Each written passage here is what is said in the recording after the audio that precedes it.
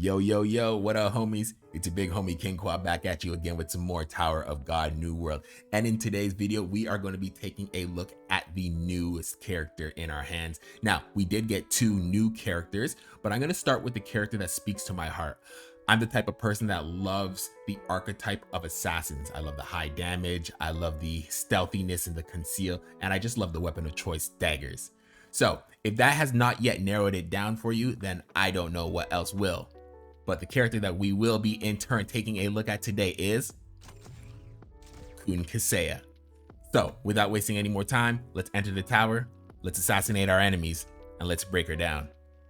All right, homies. So before we start breaking down Kiseia, I just want to go through a little bit of a format change that I'm going to be doing here with the channel. Now, I know my videos have been more lengthier videos compared to, just normal YouTube formatted videos. So what I'm going to be doing now is you're going to be having your main video. So right here in the center, focusing on the topic that I'm speaking on. And then panning to the left, I'll have a secondary video just with additional footage of whatever I'm trying to display relative to the first video. So you'll see later when I'm talking about skills, on the video side to the left, we will have the skills being displayed at that current time. It will kind of be in a loop, but at least this way, it's gonna help to shorten the length of the videos so that I'm not displaying that at a later point in time. Now, obviously this does come with more longer editing times. So I'm not gonna say like or subscribe to my channel, but I'm just gonna say, do what you gotta do. Okay, so let's begin. First things first, you're gonna wanna grab Kiseia for free. And by for free, I mean really just getting it with Suspendium. So head to the shop, drop down to growth, and then flip over to Kiseia and get her for the 3,000 Suspendium. I repeat, get her for the 3,000 Suspendium. This will be paid back to you in summon tickets through her rate up or her events of growth. So don't worry about it. Get her there for free first and foremost. Now, once you've got Kiseia over there, you're going to want to quickly head over to the event, the Kun Family Fall Festival. And if you take a look at the lucky draw area, you also have another opportunity of drawing Kiseia. If you are the unluckiest person in this world, it is going to take you 30 draws to get her by drawing her from this page. If you are lucky, great, option for you. Now, in order to summon her from this page, you will need these Fall Festival tickets. So where do we get those? Quickly run over to the event story. The event story, each time you unlock a new story, you get 2 of these tickets here off to the side, totaling for 18. So what you are going to do, finish the event story, come here to the lucky draw and try to draw her. If you get her in 18 draws, amazing, move on with your life. If not, don't worry, you still technically get her. All you have to do is make sure you go to the event exchange shop. Under the gold Marlin, you can also purchase the Fall Festival tickets, and you can purchase 15 from here. So 15 plus the 18 means you are guaranteed 33. I say this again, 33 attempts to get her. And like I mentioned earlier, you will guarantee get her at 30. So all you have to do, if you don't get her in the 18, come here and buy these tickets. How do you get these golden Marlins? Simple. Go back to the event story, go to the free stages, and then play any stage. Not this one. Let's choose a better one. Nope. There we go. Choose any stage that gives you these golden Marlins as a reward. Stack them up. You only need 2,250 golden Marlins so that you can go and unlock the other 15. And that's said and done. You all understand? Perfect. Let's move on. At this point in time, you will now have Kiseia and 1 copy of her. Now you go to the growth mission. Here in the growth mission, everyone knows, as we've seen with Ihwa and as we've seen with Vespa so far, and Netmarble, please keep this up, you get another copy of her at the end when we get to 100 event points. So just play with her, your free copy, and go through everything that you will require. Now, yes, you will need to summon for her at least 1 time. Summon for her 1 time, and that's perfect. You get her summoned 1 time, and this guarantees that you make sure you get to the 100 points, because you just got to limit break her twice. And when you get to the 100 points, now you will have a 3 green star Kiseia.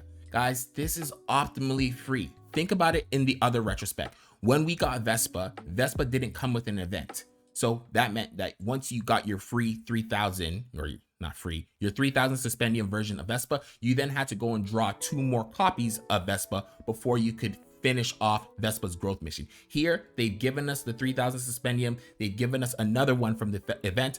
That means we only need to draw her 1 time before we get her 3rd one. Guys, I highly recommend that you do this. Even if you're kind of sitting on the fence of whether you want her or not, I don't think we're going to have great opportunities like this again, especially with that free one coming from the lucky draws. Moving on. Like I mentioned before, Kiseia is an assassin unit. Therefore, she's going to be using physical damage, and her whole kit is focused on concealment and high velocity damage against singular opponents. And that's where she's going to strive. She's going to strive at the beginning of the battle, and hopefully with enough energy quickly, she'll also be able to make a huge wave for you at the early stages of the match. Starting with her passive Baby Growler. So Kiseia's attack increases by 12% for each purple element teammate other than herself at the start of battle. Her Baby Growler appears and leaves a mark when she uses a skill to attack an enemy that is not a boss. If a marked enemy uses an active skill, the mark is removed and the target is immediately locked for 2 seconds. Let's take a second here and dissect this. I originally thought that locked itself as a status effect wasn't necessarily the greatest status effect, not compared to things like knockback or stun or stop, but this does have and fit a very cool niche. When Kiseia uses an ability and eventually sets an individual up to be locked, if the enemy can't reach one of your units, they just simply don't attack.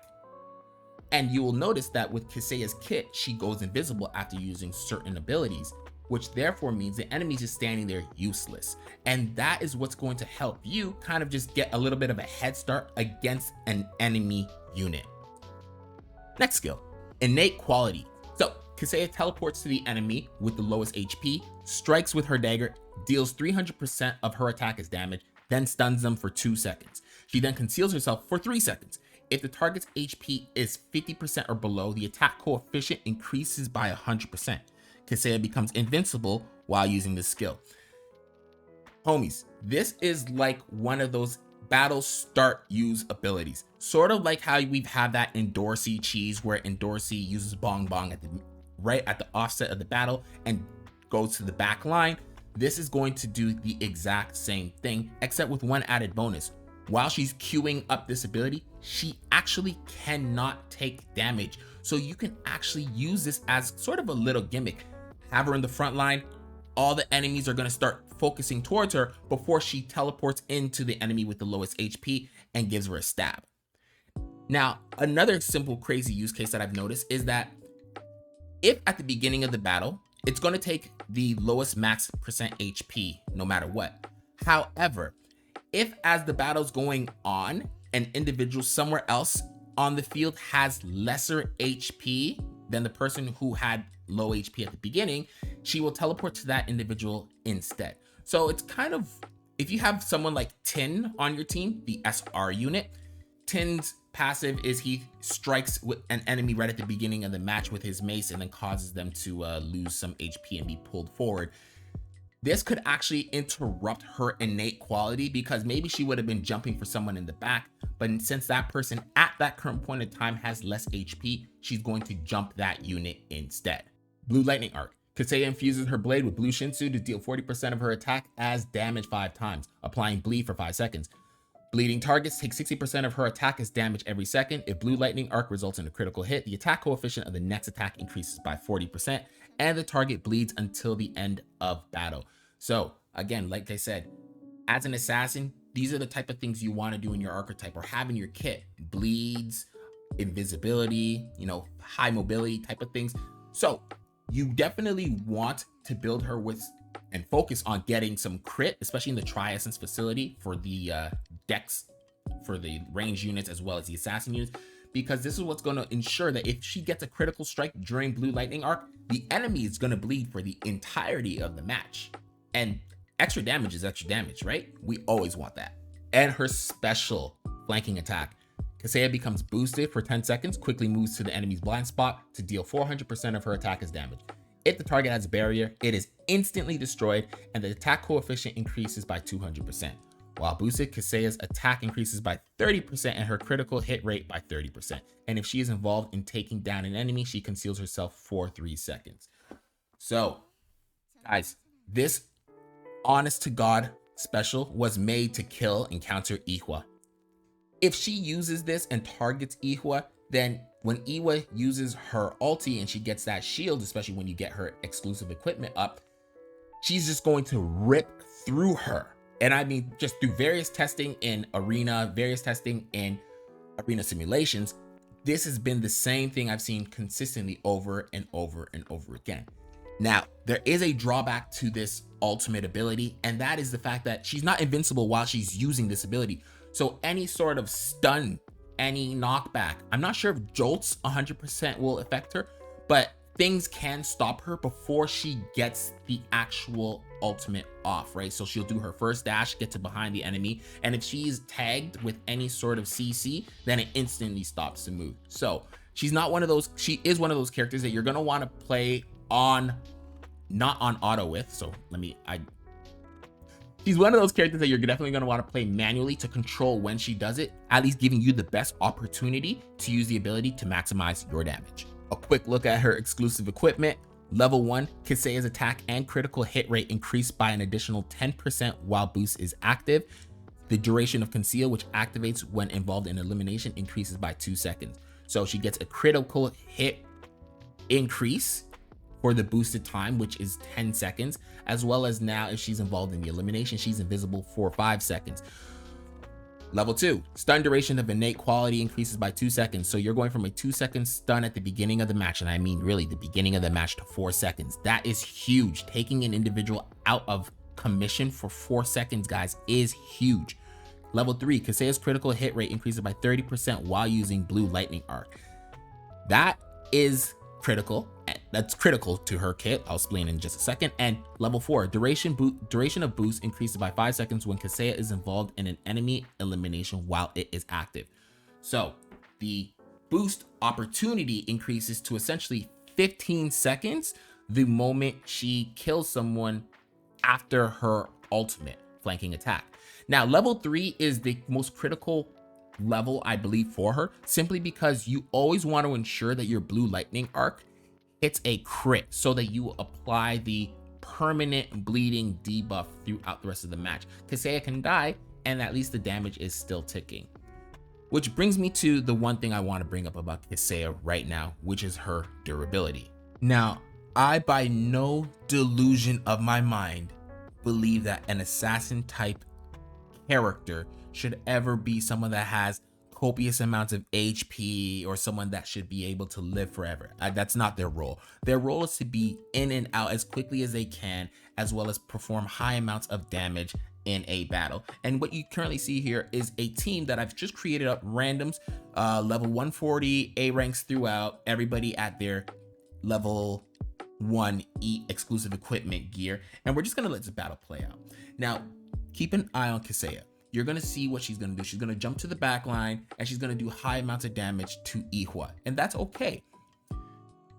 An assassin is not supposed to live forever. They're supposed to get in and get out and do what they can. In this battle, I made sure I put the 3 most highest considered hyper carry units, Hats, Iwa, as well as Hwaryun on the opposing team. And then on my team, I just put 2 purples and 3 yellows. So obviously my purples are at a disadvantage and I got clapped extremely quick. Vespa ended up doing the most damage, but if you recall exactly how much earlier Kiseia died in retrospect to Vespa, that would make sense in terms of how much damage Vespa did in that short amount of time. Now, let's flip this over. The enemy's got 3 yellows, so why don't I put 3 yellows? And I'm not even going to choose the most, not 3 yellows, 3 purples. I'm not even going to choose a broken purple. I'm just going to use, let's throw in Nare. Yes, Nare is considered one of the better supports on the purple or even just in the game, but I just wanted to remove that deficit of the 50% when I am below. And just now take a look at exactly what Kiseia does when she goes up against Iwa. Battle's gonna go, she runs up, and goodbye. So right now we're already at a 5v4 before anything has occurred, and she's dead. That's okay though. We want her to die. She did her job. She got rid of the hardest target. And now the rest of the team is going to do what they can in order to win. Now, is this team something that's going to be a full carry to get you through things? I don't think this is the most beneficial team, but you know what? They're pulling through as it stands currently at this point, and it doesn't look bad. I mean, Kuhn's man Bandana is actually busted, but hey, a little bit about that later. So this battle ends and it's our win. And I'm not choosing something that's avidly broken, team. I just chose the same kind of characters that we would all have. Kiseia did 251k damage in the short amount of time that she was in the game. She won, killed Ihua, and then made it forced Hwaryun to turn around and focus her. Now, what I'm about to showcase here is completely experimental. I'm taking my current tower climbing team and giving them max whale stats. And on the other side, I've also built out a max whale stat team as well. As everyone loves to claim, Dadamashi and Zahard are the best carry / stall tanks in the game, plus Evan is the best healer in the game. Iwa is potentially top 2 hyper carries, and then Bomb is legit the best support, only second to Evan. I put them in a match against me. Now, I do not expect for me to win this match in any sense, but I just want to showcase what happens. Take a look at Kiseia. She's going to jump Ihua once again. Look at Ihua's HP and down. She was only able to get about 45% of Ihua's HP. Ihua's stunned. Ihua has yet to do anything in this match, but now Ihua's awake and she's going to start doing what she does to carry the match over. I'm going to 2x this to make it move a little bit quicker. And Kiseia most likely will still be the first person dead on my team. Luckily, that Evan's buff is holding her alive. And yeah, you know, craziness is ensuing, la-di-da, and my team loses. Great. Like I said, I was not expecting to win. Ihua stole the show with 281 million, and Kiseia was able to do 77 million. Great, no problem. But that was at a deficit of not having any purple units on my team. So I'm already taking the 50% damage less to yellow, as well as 50% more damage from yellow. If I go ahead and let's say I get rid of Ihua and I get rid of Bomb, and you know what, they got 3 legendaries. I'm gonna put Mash in here, and you know what, let me throw in Kuhn. You know what, get rid of Mash. Let's put in Rachel. Let's put in Rachel, see what happens. Let's see what this looks like now. The other side of the table. I left 2x speed on. So let's see what that happens. Turn off as quickly as I can. All right, 2x speed is off, and there goes Ihua. Just by being equal, Ihua's gone again, and the entirety of this match has a completely different dynamic to it. She's gonna, there goes Bomb. She's assassinated Bomb, and she's invisible again, so no one's gonna continue focusing her. Then she's gonna choose a new target, start attacking, and just do what she needs to do. I hate her attack speed. It is trashly slow, absolutely garbaggio. But look again, Kiseia is dead, but she's done what she needed to do.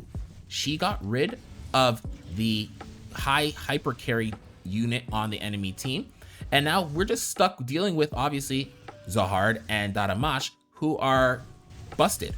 Right? They are stall tanks. They are doing whatever they want. And the only reason my team is still currently alive is simply because Evan's heal is going bonkers. But Rachel's able to end up taking out Mash because her lightning pill is already done.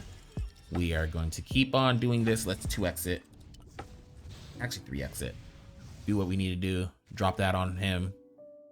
Keep it going. Man Barandena, he's back out. Kuhn's going to do his thing. And I'm going to end up losing. Fine.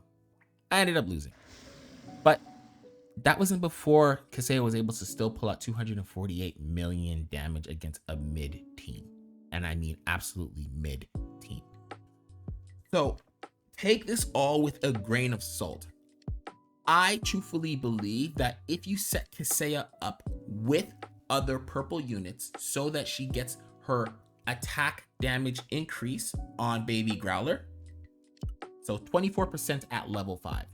So as long as you keep getting these percentage buff increases for more purple units on your team, she's always going to be dealing more damage. Again, high damage, high rewards, and she should be rewarded for it. She should be able to take out Iwa with one swing, if I'm completely honest. E was able to decimate an entire field after about 10 seconds. I think it's a fair trade. Now, climbing with her in story mode, I am at currently essentially a 2.75x deficit against the enemy team here. And I have no other purples that I'm willing to put on my team this current moment. And I just want to see what this looks like, just so you guys have a feel realistically as a free-to-play player as yourself as what she can or can't do. She's always going to do the same thing, take out the lowest HP unit. I am on 3x speed. Let's drop that down. So she jumps in, she goes to the back, and she misses. And here is her second fault. On top of her durability, she is going to require accuracy in order to be able to do anything. You don't want her going into the back of the map and not being able to do anything for your team, right? If she doesn't take out somebody, she's just going to end up getting turned around and focused on, and then she's going to end up dead, doing nothing beneficial for the entire gang. And here, you know, that's obviously the Evan and Evikel show, but they got low zeal on the back end healing everybody. Let Evans go through and carry us through.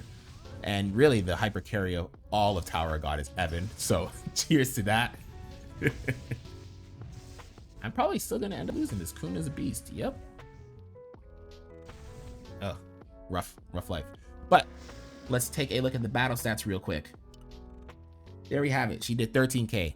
Absolutely abysmal. She didn't hit. Let's see if we can try to get her to hit at any point in time. Again with another miss. I'm just gonna restart that. And again with another miss. So I'm not even gonna try going through with this. Obviously, as a player, you're going to want to 100% go and get her proficiency, or sorry, not her proficiency, her rapport to level 6 so that you get that plus 100 accuracy. Climbing through the tower, you're always going to be at a deficit once you start reaching that level 10 and onward point. So the chances of you missing against your opponent is going to be very, very high. But when you do hit, it'll probably be more beneficial for her to do that striking damage with more purples on your team versus any other color with her. But with that being said, I don't think she's a perfect tower climbing unit, but I do think that she's going to be amazing in PvP, where you're a lot closer to your enemies in terms of skill range damage. You can set yourself up for success by just looking at your opponent's team, seeing who has the least HP, and knowing that when you send her out, she's going to do her job of one, either assassinating that individual immediately, or at least stunning them, taking them out of commission for about 2 seconds so that your team can slowly ramp up. This is why I say that Kiseia herself is not necessarily a hyper carry. She is more of just a carry. Can she hyper carry? Absolutely. Does she need to be in the perfect environment and conditions to do so? I would also want to say absolutely. So if you're in the midst, or if you're looking for a new hyper carry unit, currently we don't have that, right? We're still left with Hwarian, Hats, and Ihwa, you know, everyone excelling in their own area. But I think that she is a perfect support damage dealer. She's not a support, but she's just supporting the hyper carry to do damage, as you guys saw in my arena simulations. With all that being said, homies, what are your thoughts on Kiseia? Is she someone that's going to be a unit you want to grab? Did she live up to your expectations? I know for a fact I'm 100% going to invest in her because, again, I love rogues, I love assassins, I love one-hit kills, I love doing high percentage damage, even at the drawback of not being able to survive very, very long. But that's why this game is a tower battler, right? The whole point and premise is for you to go up in there as a team and not necessarily as a 1v1 carry unit at all points in time, and doing the best that you can to make your team facilitate all of that. So if you guys are going to grab her and utilize her to carry yourself up the tower or through the ranks in arena, please drop a like and a comment in the comments below. And you know, I'm always going to be coming up to you guys with more Tower of God tips, tricks, and strategies to help best utilize you on your ascension throughout the towers. Anyways, homies, this is your boy King Quab, and I'm out of here. I'll catch you in the next one. Peace.